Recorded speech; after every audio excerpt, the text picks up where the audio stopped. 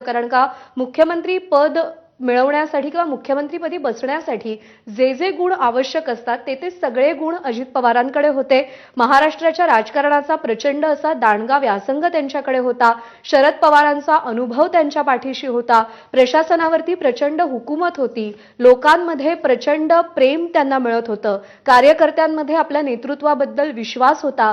त्याच विश्वासाच्या जोरावर ज्यावेळी अजित पवारांनी वेगळा मार्ग निवडला त्यावेळी अनेक कार्यकर्ते हे अजित पवारांसोबत गेले, सत्तेत सहभागी झाले। हे सगळे गुण अजित पवारांकडे होते आणि मुख्यमंत्रीपदी विराजमान व्हायचं त्यांच्या कार्यकर्त्यांचं एक स्वप्न होतं, पण दुर्दैवानं ते आता कधीच पूर्ण होणार नाहीये। आपण काही महत्त्वाचे अपडेट्स देऊयात। उपमुख्यमंत्री एकनाथ शिंदे हे आता बारामतीच्या दिशेने रवाना झाल्याचं कळतंय आणि पंतप्रधान नरेंद्र मोदींनी देखील मुख्यमंत्र्यांशी या विमान अपघाताची आणि अजित पवारांच्या मृत्यू संदर्भात फोनद्वारे माहिती घेतल्याचं कळतंय। आजचा सगळा दौरा मुख्यमंत्री आणि उपमुख्यमंत्री एकनाथ शिंदे यांनी रद्द केलेला आहे। हे सगळे नेते आता बारामतीकडे रवाना होत आहेत। अजित पवारांचे सगळे महत्त्वाचे नेते, पहिल्या फळीतले नेते, मंत्री यांनाही अश्रू अनावर झालेले आहेत। हे सगळे नेते आता बारामतीकडे धाव घेत आहेत। त्यांच्यासाठी त्यांचा ज्याच्या विश्वासावर ते राजकारणामध्ये पुढे जात होते तर त्यांचा तो नेता आता गमावलेला आहे, त्यामुळे त्यांच्याही अश्रूंचा बाण फुटलाय।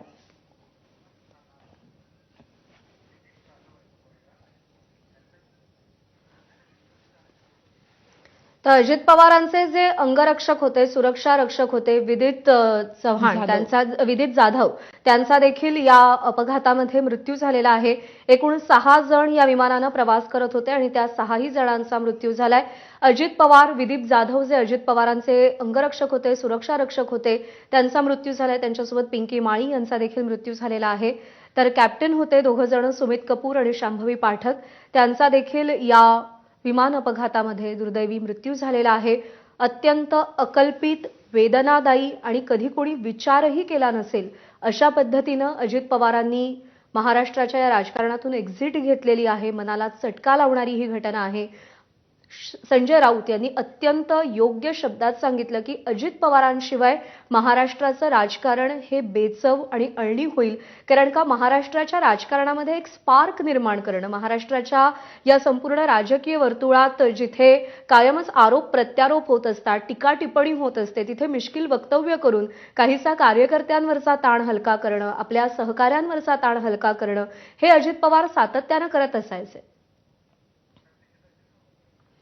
आणि प्रत्यक्षदर्शींनी काय सांगितलंय पाहूया। उपमुख्यमंत्री अजित पवार यांच्या विमानाचा आज सकाळी अपघात झाला। जे प्रत्यक्षदर्शी आहेत त्यांच्याशी आपण संवाद साधूयात। नेमकं तुम्ही सकाळी काय बघितली? म्हणजे ते एरोप्लेन पहिल्यांदा गेलं, ते पहिल्यांदा असं वरून गेलं, मग ते फिरून आलं आणि ते गावाकडून असं खालून येत होतं आणि ते असं म्हणजे साईडला असं ते ही होत होतं उलट असं, आणि ते असं फिरलं, ते जाग्यावर असं टच झालं खाली त्या पट्टीच्या आणि जाग्यावर बरोबर असा स्फोट झाला। ते स्फोट झाल्याबरोबर असा खूप मोठा ते आमच्या घरापर्यंत त्याचे पार्ट सगळे उडले आणि ते म्हणजे असं काही दिसलं नाही, त्याचा अचानकच स्फोट झाला। ते टेकल्या बरोबर असं फिरलं गेलं ते जाग्यावरती। म्हणजे हे विमान वरती धावपट्टीला लागत होतं नाही, असं वरती गेलेलं पण ते असं फिरून आल्याबरोबर त्याची अशी कल्टी झाली, असं ते टच झालं, असं त्याचा स्फोट झाला। हा, ते स्फोट झाल्याबरोबर मग आम्ही खूप घाबरलो आणि ते मग तिकडं पलीकडे थांबलो, ते मग ते स्फोट झाला, असा जाग्यावर सगळे बार झाले त्याचे। आपण बघू शकतो उपमुख्यमंत्री अजित पवार ही समोरची वरती लोक उभा राहिलेली दिसत आहेत, ती धावपट्टी आहे आणि उपमुख्यमंत्री अजित पवार यांचं विमान खाली कोसळलं आणि या ताईंचं घर या ठिकाणी आहे माझ्या पाठीमागे आणि या ठिकाणी आपण बघू शकतो विमानाचेच हे पाड पडलेत, आमच्या पाठीमागे आलेत। आम्ही असे म्हणजे आमच्या गाया हे आहेत त्यांचं आम्ही धारा वगैरे सगळं काढलं आणि खया टाकायला आलेलो आणि तो काहीतच ते खड्डे स्कूटी केलेले आम्ही तिथून नुकतंच आम्ही गेलेलो पाठीमागे तोपर्यंत, आणि ते आम्ही टाकत होतो तेव्हा स्पष्ट विमान बघितलं असं गेलेलं, फिरून आल्यानंतर तसं क्रॅक झालं। ते भीषणता किती असेल यावरून लक्षात येत असेल। त्याच्यामध्ये उपमुख्यमंत्री अजित पवार यांचा दुर्दैव मृत्यू झालाय। नेमकं या ठिकाणी काय झालंय प्रत्यक्षदर्शींनी सांगितलं। Camera person Shreyas Jaydeep Bhagat, ABP Majha, Baramati. तर हा अपघात किती भीषण होता हे प्रत्यक्षदर्शींनी आपल्याला सांगितलेलं आहे.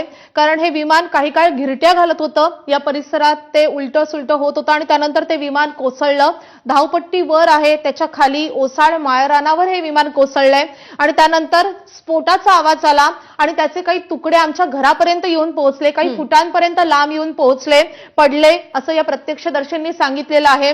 त्यामुळे या विमानामध्ये आधीच काही बिघाड झाला होता का, नेमकी काय स्थिती होती, कशामुळे हा विमान अपघात झाला, खरं तर हा सगळा चौकशीचा भाग आहे. त्यानंतर ते कदाचित समोर येईलही. मात्र अजित पवार यांचा या विमान अपघातामध्ये मृत्यू झालेला आहे.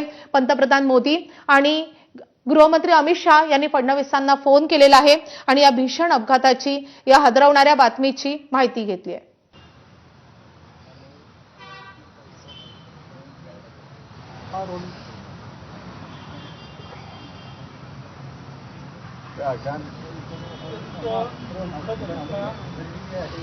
महाराष्ट्राचे मुख्यमंत्री अजित पवार यांचं निधन झालेलं आहे, आपल्याला काय सांगाल? दादा गेले तर काय म्हणलं अजूनही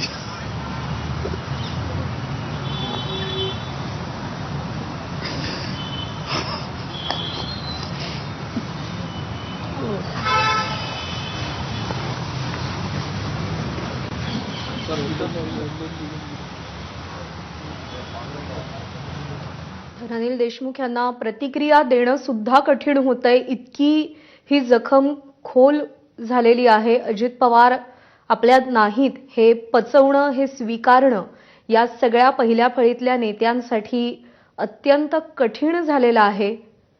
खरं तर प्रज्ञा, यातच अजित पवारांचं वैशिष्ट्य दिसून येत आहे की अजित पवारांसोबत राजकीय दृष्ट्या असलेले नेते